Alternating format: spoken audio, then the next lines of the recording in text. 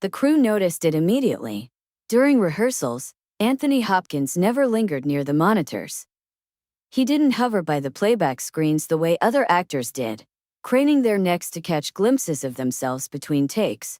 When a scene wrapped, he stepped away, sometimes toward his chair, sometimes outside for air, never once glancing back at the footage.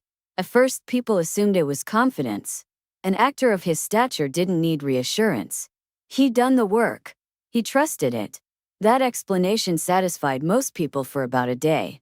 By the third day of shooting, curiosity set in. This was a demanding production. Long scenes, heavy dialogue, emotional precision required down to the breaths. The director was meticulous, often replaying takes immediately, inviting actors to watch and adjust. Younger cast members gathered eagerly around the monitors, whispering to each other, analyzing their own expressions. Hopkins never joined them. When the director called out, "Let's take a look," Hopkins stayed seated. When Appiah gestured politely, he smiled and shook his head. When someone asked, half joking, "Don't you want to see how brilliant you were?" he answered calmly. No. Not dismissively. Not arrogantly. Just no. It unsettled people. Actors were trained to be self-aware, self-critical, constantly refining. Watching playback was part of the ritual. It was how performances were shaped in real time. Hopkins' refusal felt like a rejection of the process itself. On the fourth day, the director finally addressed it carefully. They were between setups, the crew adjusting lights. The director walked over, script tucked under his arm. "Tony," he said, tone casual, "I've noticed you don't watch playback." Hopkins looked up. "That's right." The director hesitated. "Is there a reason?" Hopkins considered the question. "Several."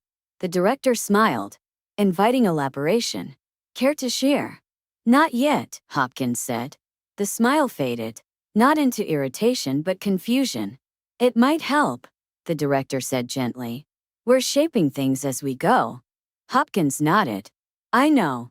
And you trust us?" "Yes." "Then why not look?" Hopkins folded his hands loosely in his lap. "Because I'm not interested in meeting myself." That answer didn't land the way answers usually did. The director laughed uncertainly. "I'm not sure I follow." Hopkins didn't rush to clarify. Silence was something he'd learned to let breathe. "When I watch myself," he said finally, "I start negotiating." "Negotiating what?" "Approval," Hopkins replied. "Distance. Control." The director frowned slightly. "Isn't that part of the job?" Hopkins shook his head. "It becomes the job if you're not careful." They were interrupted by a call from the set manager. The moment passed unresolved. But the question stayed. Later that afternoon, a younger actor asked him directly while they waited for a lighting adjustment. "Sir," the actor said, respectful but curious, "why don't you watch playback?" Hopkins smiled faintly. "Because the man on the screen isn't me anymore." The actor blinked.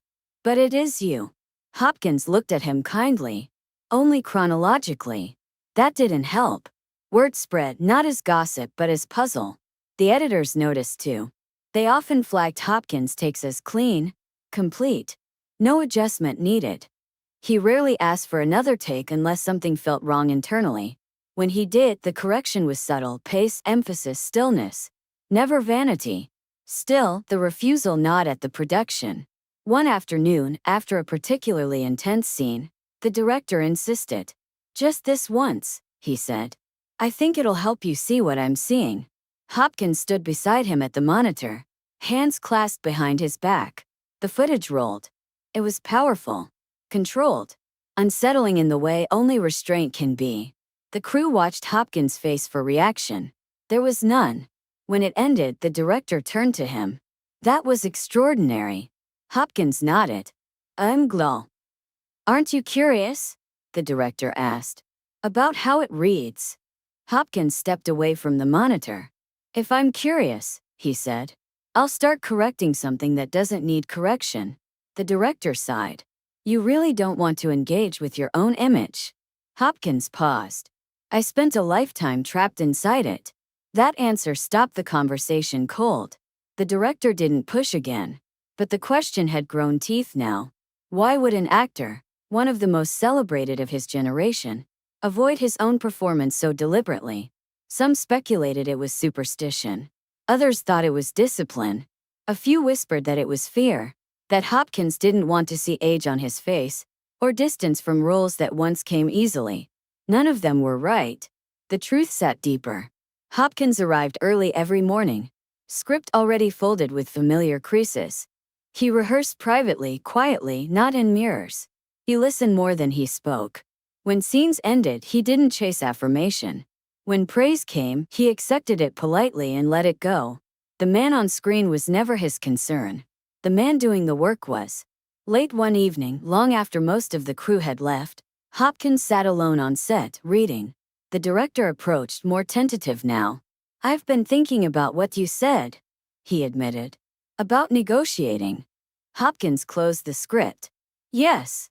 You meant negotiating with yourself." Hopkins nodded. "For what?" the director asked. "Permission," Hopkins said. "To feel satisfied. To stop listening inwardly and start performing outwardly." The director leaned against a set wall. "Most actors are chasing the opposite." "I know," Hopkins said. "That's why they get lost." The director studied him. "You've watched your performances before." "Yes." "And you stopped." "Yes." "Why?" Hopkins didn't answer immediately, because the answer wasn't simple. It wasn't about vanity or insecurity or age. It wasn't even about control in the way people understood it. It was about survival. But that part of the story hadn't reached the surface yet. And it wouldn't. Not until much later, when someone finally understood what Anthony Hopkins had been protecting himself from all along. Not criticism, not failure, but something far more dangerous: recognition. And the cost that came with it. The reason would surface, but not on this set. Not yet. The explanation came years later. Not in an interview. Not in a masterclass. Not as a lesson offered to anyone who asked. It came quietly, the way most truths do when they're finally ready to surface. The film wrapped without incident. Critics praised it. Audiences responded to its restraint, its gravity, the way it trusted silence. Hopkins' performance was singled out repeatedly, not as showy, not as transformative in the obvious sense, but as anchored, grounded, unshakable. He accepted the praise the way he always did. Politely, briefly, without storing it. He didn't attend every screening. He didn't sit through applause. When awards season arrived, he let it arrive without leaning toward it. Those who knew him well understood that this wasn't false humility. It was containment. Years passed. Roles came and went. Some lighter. Some darker.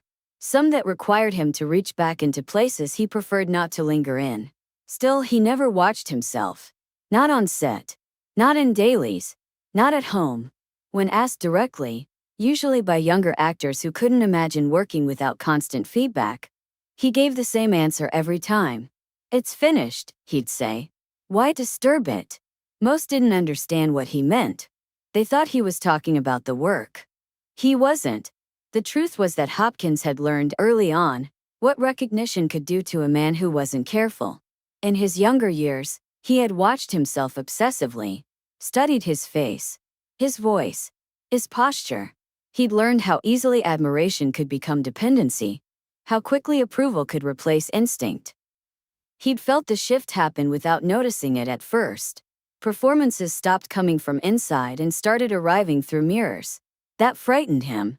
Because once you begin performing for the image, you stop listening to the quiet voice that tells you when something is true. And when that voice goes quiet, something else takes over. Noise. Hopkins had lived long enough with that noise to know its cost. So he made a decision that seemed small at the time. He stopped looking. Not as denial, as discipline. He focused instead on sensation, on breath, on rhythm, on the internal logic of a moment rather than how it appeared externally. He trusted directors to tell him when something didn't land. He trusted editors to shape what came next. What he refused to trust was his own reflection, because he knew how seductive it could be. On the set years earlier, when he told the director he didn't want to meet himself, he wasn't being cryptic. He was being literal.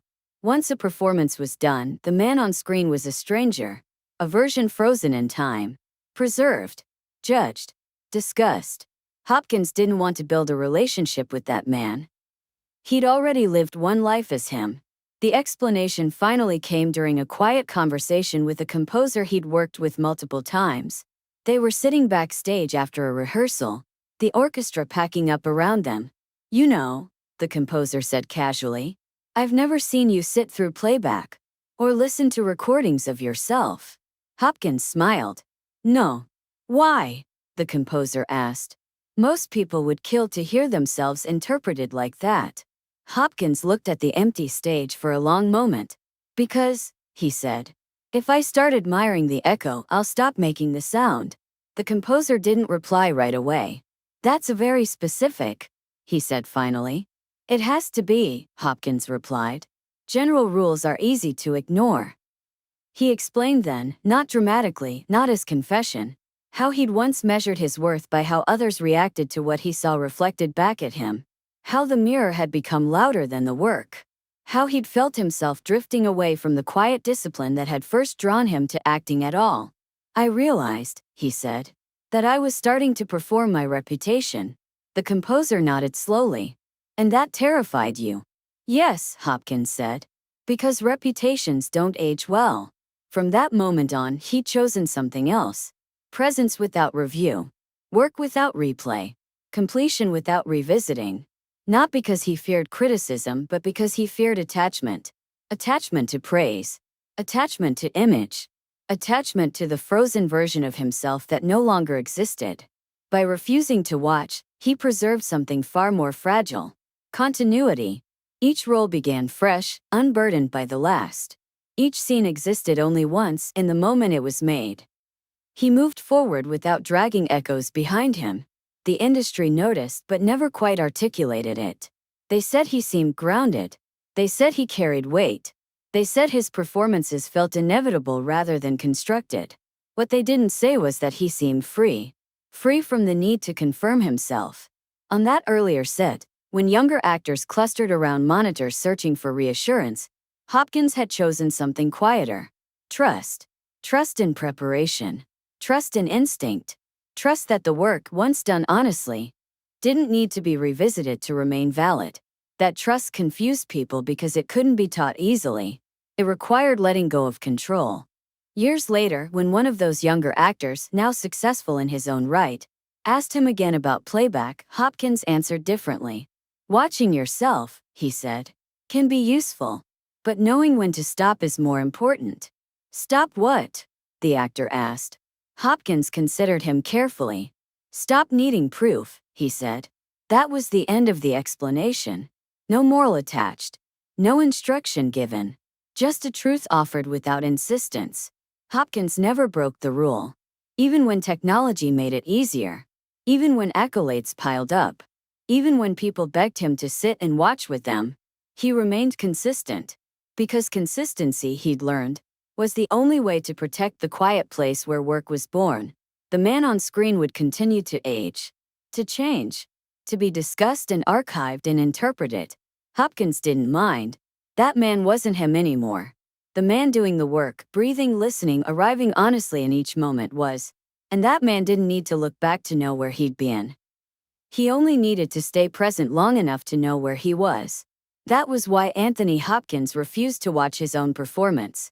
Not out of arrogance, not out of fear, but out of respect for the work, for the moment, and for the self that existed only while the camera was rolling. Once it stopped, he let it go. And in doing so, preserved the one thing most people lose the moment they start looking back. The ability to move forward unencumbered. That was the ending.